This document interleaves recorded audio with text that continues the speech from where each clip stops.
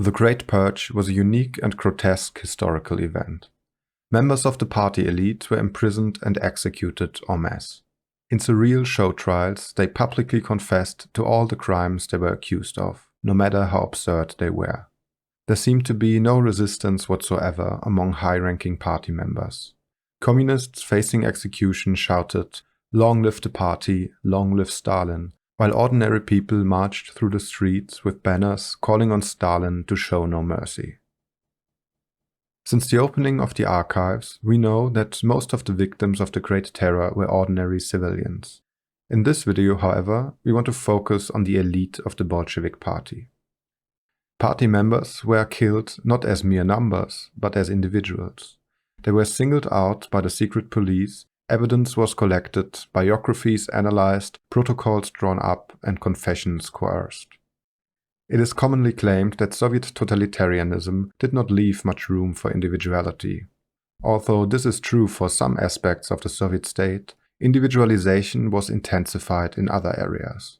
The party was obsessed with confession and the truth of the inner self. The confessions of the Great Purge had a specifically Soviet style which had its roots in the early years of the Soviet Union. After the Bolsheviks came to power, they introduced a new practice of confession for party members. While citizenship was mainly a question of place of birth or parental origin, party membership was a question of will. Class affiliation could have an influence on whether someone was granted membership or how quickly the process went, but it was not the decisive factor. The Bolsheviks believed that anyone could attain proletarian consciousness and be redeemed. But how could the party know whether an applicant had attained class consciousness or not? Autobiographies were supposed to give an insight into the soul of an applicant. Every candidate had to write one. From the point of view of the communist autobiography, all class identities were legitimate starting points on the voyage toward the light, but each required a different approach. The writer closer to the proletariat had less work to do on himself. He could write a brief, uneventful autobiography, but the writer closer to the bourgeoisie had to repudiate his identity and narrate at great length his self-transformation into a communist. However, although a proletarian background was generally advantageous, it could also have negative consequences. A proletarian who would only join the party in the 1920s was suspicious. His class consciousness should have developed earlier. Workers were considered to have an epistemological advantage. It was not difficult for the applicants to find out what a good autobiography should look like. Many blueprints for communist autobiographies circulated in the Soviet Union. Applicants could get instructions from communist literature, political speeches, newspapers, or informal advice. And in many cases, they got a structured questionnaire from the party cell. Here is a set of instructions that circulated at a Sverdlov University. In the first part, applicants wrote about their background and their past life in ignorance. These passages were usually full of bitter self-criticism. Then came the decisive event of conversion.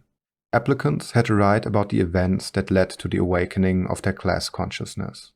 Under the influence of events, a typical autobiography would announce, "I so-and-so have radically changed my views. I have departed from class-alien ideas and have embraced the Bolshevik position." Marxism-Leninism was omnipresent in the autobiographies. For example, question number 8 refers to whether the conversion took place abruptly or slowly over a longer period of time. Candidates probably easily recognized such references to dialectical materialism.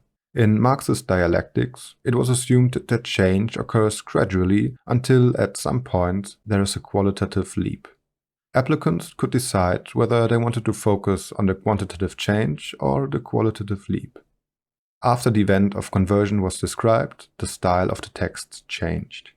The first part about the past before the conversion was usually written in a realistic style and in chronological order. It was thereby always advisable to describe past conditions in Marxist-Leninist vocabulary. The second part was written in a romantic style, dealt with the future, and was characterized by the absence of a temporal dimension. The story begins with passive sinfulness and a state of unconsciousness that turns into active participation and the awakening of class consciousness. Conversion, however, was not the end of the struggle. As with Christian confessions, there were always doubts. Not only the party's auditors were skeptical, but also the applicants and party members themselves. Of course, this is not present in the autobiographies, but diaries from the Stalinist era were full of sincere doubts about one's own convictions. In his book, Igal Halfin presents numerous excerpts from autobiographies written by applicants for the Bolshevik party. The autobiographies of the students Bubnov and Shumilov are two examples of a perfected communist self-presentation. Bubnov had wealthy parents and was a member of the intelligentsia. He enlisted in the Tsarist army and was promoted. This is, of course, not a good starting point, but Bubnov knew the drill. He wrote that he joined the army because he wanted to make himself independent of his reactionary family. Before his conversion, he was mainly an unconscious and passive object. He wrote that he was only promoted because the other officers fell in battle, and he could conveniently skip the important question of what he did during the two revolutions because he was recovering from a head injury at the time. All the while, he used the correct Leninist terminology. Bubnov belonged to the intelligentsia and described his natural impulses that he had to overcome as selfish and reactionary. Shumilov, on the other hand, came from a poor peasant family and described his natural impulses as rebellious. Because of his class origins, his class consciousness was already present, but in a suppressed form.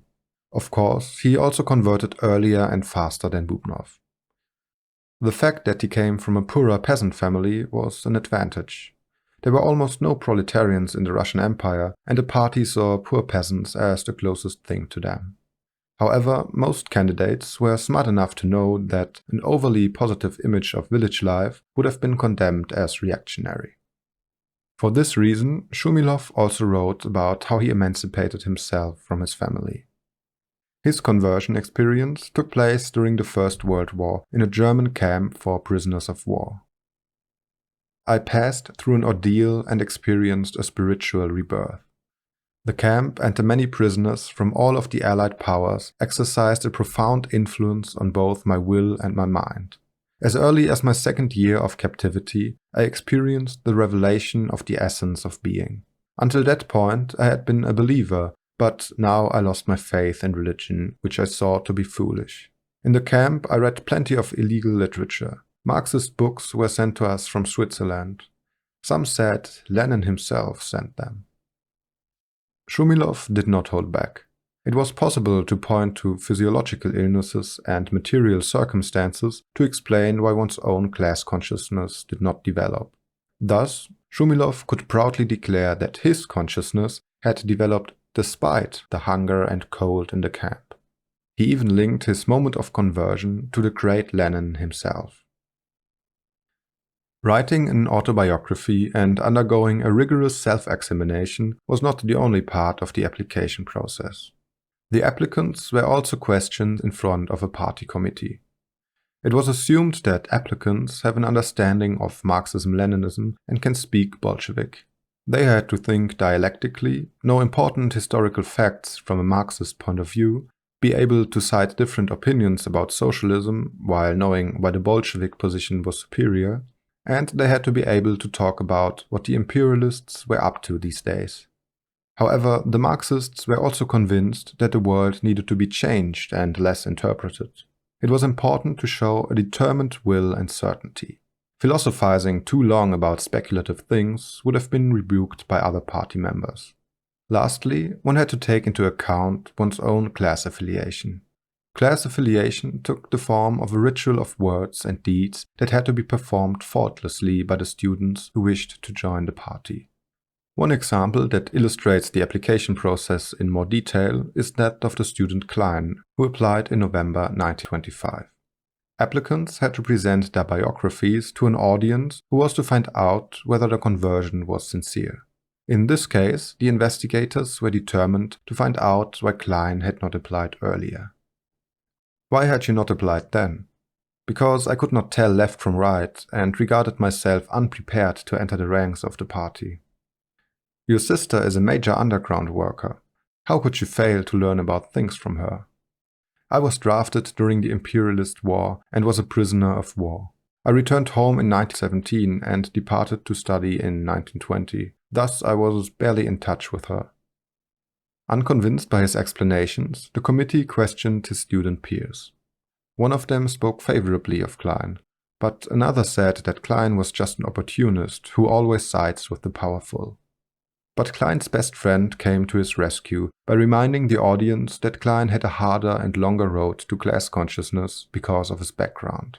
One member of the board agreed. We cannot expect Klein to have applied to the party right away. Since he had not received the education available at a production site, how could he find out about the party? More recently, through his work for our public organizations, Klein has proved to be sound in his convictions. Yet, Comrade Popko disagreed. Back then the party needed activists, especially those with proper education. Yet Klein did not join the party. Furthermore, concerning his spiritual evolution, I think he was obviously already developed before he began studying. Popko suggested a labor cure. It was believed that working in a factory would strengthen one's class consciousness. He should go into production, prove himself, and apply to the party there. The board eventually approved Klein's application, but the district committee later vetoed it because it felt that Klein was not a true convert. Socialists who wanted to join the Bolshevik party had to be particularly persuasive. The former members of socialist parties that propagated the wrong kind of socialism had already been, as it were, ideologically deflowered, or, in the official parlance, initiated into politics. It was even more difficult for former Bolsheviks to rejoin the party. How could one profess the same truth twice? The argument that was most readily accepted was the so-called solar eclipse argument. Applicants described how they could see the truth, but some obstacle clouded their vision for a short time. This obstacle was usually a physiological problem, an injury, illness, or nervous breakdown. In this way, the penitents could claim that they had developed a class consciousness that was only temporarily weakened by the body. This was a good defense strategy, since evil actions related to physiological problems were considered treatable. However, if the mind itself was guilty of not embracing communism, even though all the material conditions were in place, the person may be incorrigible. The style of communist autobiographies changed when Stalin declared in 1936 that socialism had already been realized. Ignorance as reason for not following the party's main line was erased, and all that remained was ill will. Oppositional behavior was now demonized and essentialized. All recantations were declared null and void and had to be revised. Former opposition members were expected to confess a second time and with more remorse. Stalin proclaimed that guilt was individual and not social. Class affiliation became less important. Psychological and physiological illnesses were no longer grounds for leniency. Party trials merged with court trials, and the inquisitors were supposed to uncover the nature of the accused. The study of physiognomy became an acceptable technique for the secret police. Strange facial expressions, lip-biting, brow-mopping, and stammering were the sure signs of counter-revolutionary students. Although the structure of communist biographies was always the same, it allowed applicants to fall back on a range of self-models. But now there were only two types, the evil and the virtuous self. From now on, autobiographers showed themselves to be eternal communists.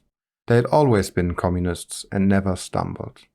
There were two models of perfect party members, those who were passive tools of the party and those who were driving forces of the party. A prime example is Comrade Ilin, whose biography from 1936 was nothing more than a list of good deeds for the party.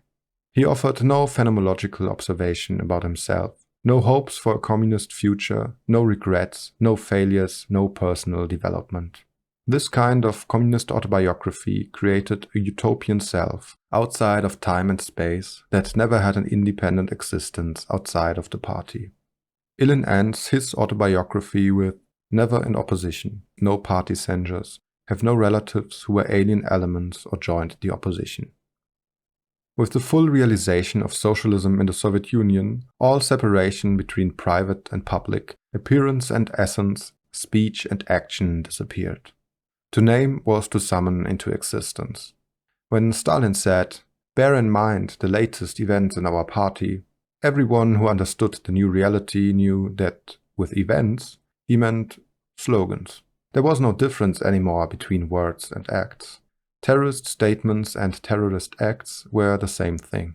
Writers were instructed not to hyphenate an important word at the end of a line, such as counter minus revolutionary. A careless reader might miss the first part of the word, and this misunderstanding could manifest oppositionism. There was also no distinction between accidents and deliberate acts. A tailor was arrested for sticking a needle into a newspaper and piercing the eye of a party member in the photograph. Almost none of the former defenses worked anymore, and eventually even the inquisitors were purged. No one was safe.